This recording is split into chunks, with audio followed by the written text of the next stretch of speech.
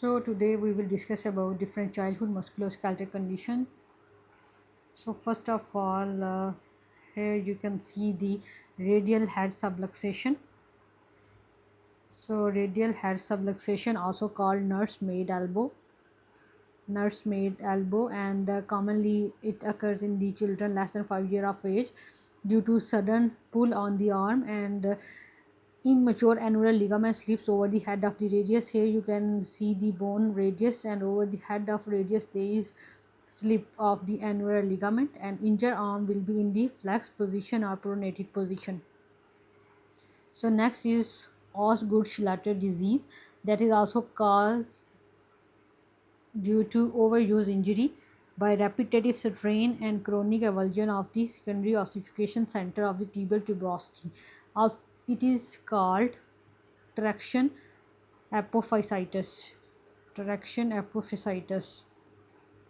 Traction apophysitis,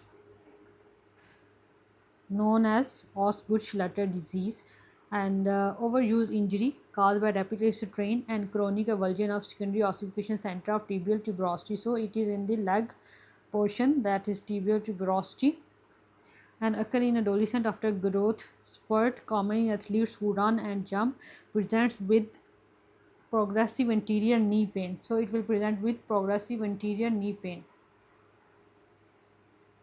And then next is patellofemoral syndrome,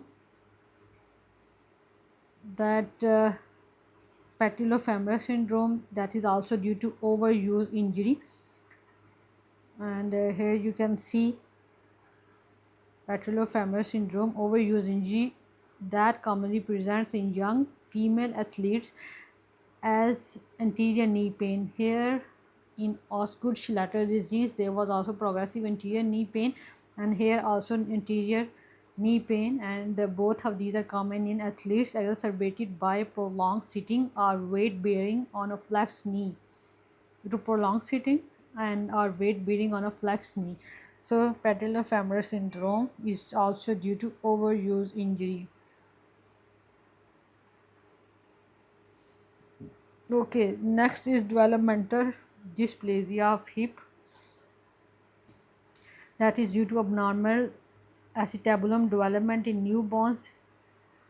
This factor is breech presentation, results in hip instability and dislocation, commonly tested with Ortolani and Barlow maneuvers, manipulation of newborn hip release a clunk, and confirmed by ultrasound. X-ray not used until 4 to 6 months because cartilage is not ossified. So in this case of dysplasia of hip, X-ray will not be used. Then the leg calf Perthes disease, idiopathic avascular necrosis of femoral head, commonly presents between 5 to 7 years with insidious onset of hip pain that may cause child to limp, more common in males 4:1, and initial X-ray is more often normal.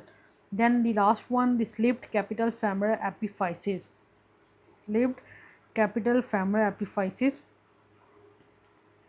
classically presents in an obese young adolescent with hip or knee pain and altered gait, increased axial force or femoral head.